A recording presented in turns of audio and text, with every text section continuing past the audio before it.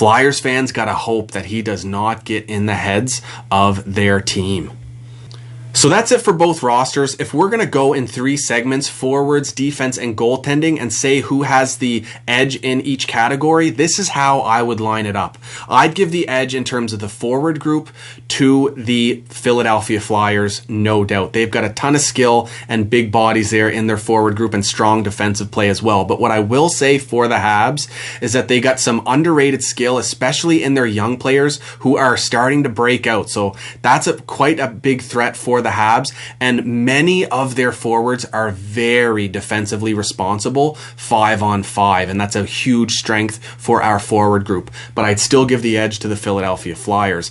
Now in terms of defense, again, I would probably give that to the Philadelphia Flyers as well, because they got the edge in the offensive ability, but they're also strong defensively.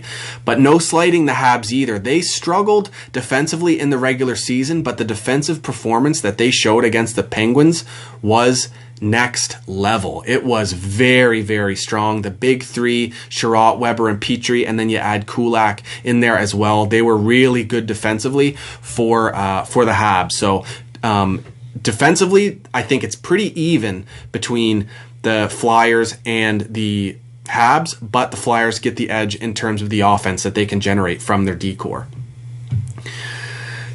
Then you go to goaltending, and I respect Carter Hart, but he's 21, inexperienced. He's a great goaltender, but obviously the edge here goes to the Montreal Canadiens and Carey Price, especially considering how Carey Price has played so far in the return to play. But this goaltending matchup is going to be so fun. I can't imagine what Carter Hart is feeling right now going up against his idol and who he modeled his game after growing up. And he mentioned early in the return to play in the bubble that he finally got to actually meet Carey Price and talk to him. And that was one of the highlights of his NHL career so far. So very cool that we're going to get to see this Canadian on Canadian goaltending matchup.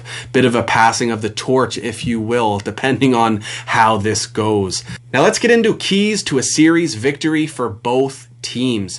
First, I want to say that the Flyers are the clear favorite in this series, and they deserve to be with how they closed out the season before the pause, winning 14 out of 18 games, and then how they returned and have gone 3-0 in the round robin.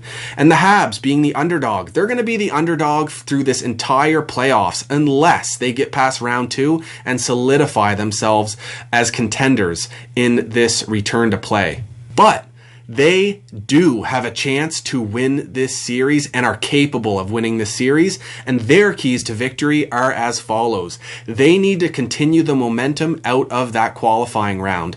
They upset a very difficult opponent in the Pittsburgh Penguins, and they need to carry that momentum forward immediately into this round 1 playoff series. And then I think they need to get to Carter Hart early and try to get him off his game and get him nervous and maybe start a goalie controversy. The Montreal Canadiens need to win one of the first 2 games because the Flyers are assigned as the home team for game 1 and 2 and 5 and 7, whereas the Habs are 3 and 4 and game 6. So it'll be huge to get an early win in this series for the Habs. Montreal needs to keep these games and this series at 5-on-5 as much as possible. They're one of the strongest teams 5-on-5. Their power play isn't that good, and for them to win, I think they need to be very disciplined, stay out of the box, and when they do get a power play, utilize it, but they've won without it so far, so definitely just keep the game 5-on-5, and then I'd say Montreal has to exploit the inexperience in the Flyers' bottom 4D.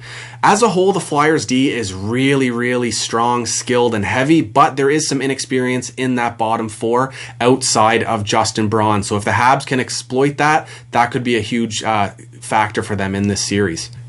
And lastly, we need to continue playing very physically against our opposition and wear them down.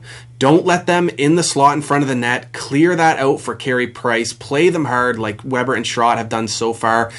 Petrie as well against the Penguins. And also forecheck them very heavy. Armia, Lehkonen, Deneau, laying the hits on them down low, winning those puck battles against them. And over the series, hopefully we can wear these guys down. It'll be a little harder where a lot of them are big bodies, but this is what the Habs have to do if they want a chance to win. The other thing is they got to get their speed going through the neutral zone, because where these guys are so big, if the Habs can use their speed, guys like Byron, Gallagher, Suzuki, Drouin, Domi, all very, very fast skaters, Tatar as well, that could be a huge strength for the Habs. And now keys to a series victory for the Philadelphia Flyers are as follows. They need to be ready for a very intense series right from the first puck drop. The Habs just played a very intense qualifying round against a strong opponent, whereas the Flyers have been in round robin games. Now I know it's been some pretty heavy play and some great hockey in those round robin games, but not quite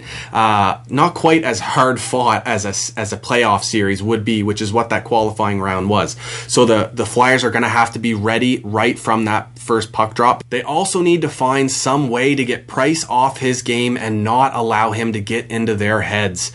Whether it's traffic in front of the net, giving him the odd bump, and the other thing, they have to keep the puck away from him behind the net. It's really hard to use a dump and chase and forecheck style against the Habs because Price breaks that up often. But if you can keep the puck away from him or into the corners to do your forecheck, that's where you can have some strength and get some ozone time. Where Montreal is such a good team, 5-on-5 at even strength, the Philadelphia Flyers have to get their power play going. It's at 0% so far in the round robin, but they did have an above average power play in the regular season, so they need to get that going and capitalize on their power play opportunities. The Flyers also need to exploit the inexperience of the Habs' bottom D pairing. We have Victor Mete down there, has never really been in the playoffs before, and Xavier Ouellet, who hasn't played much in the playoffs either. And they can not only exploit the bottom pair of the Habs D, but also the inexperience of the Habs forwards. We have quite a few forwards who have never been in the playoffs before, so that is something to keep an eye on as well for the Flyers. And lastly, the Flyers need to force and generate turnovers while the Habs are in the offensive zone. The Habs are quite known for a bit of sloppy play here and there while they're trying to get their offense going and giving the puck away, and then odd man rushes are going the other way against Carey Price, and that's how teams typically end up scoring on them. So if the Flyers can generate those turnovers while the Habs are in the O-zone, that's how they can have some success 5-on-5. Well, that is about it. I hope you guys enjoyed this video. If you really did, hit that bell for notifications and subscribe as well. You can follow me on Instagram, Twitter, and Facebook at Scotian Canadian. I think we are going to have a very fun and entertaining series between the Flyers and the Habs. I think it's going to end up being very physical. I think there's going to be a lot of chances either way, and I have a feeling this is going to go the distance, either 6 or 7 games. And to be honest, as much as the Flyers are the favorite, I think this is anyone's series to win. Hope you all enjoy the series, and I think you know who I'm going for. Go Habs, go baby! Woo!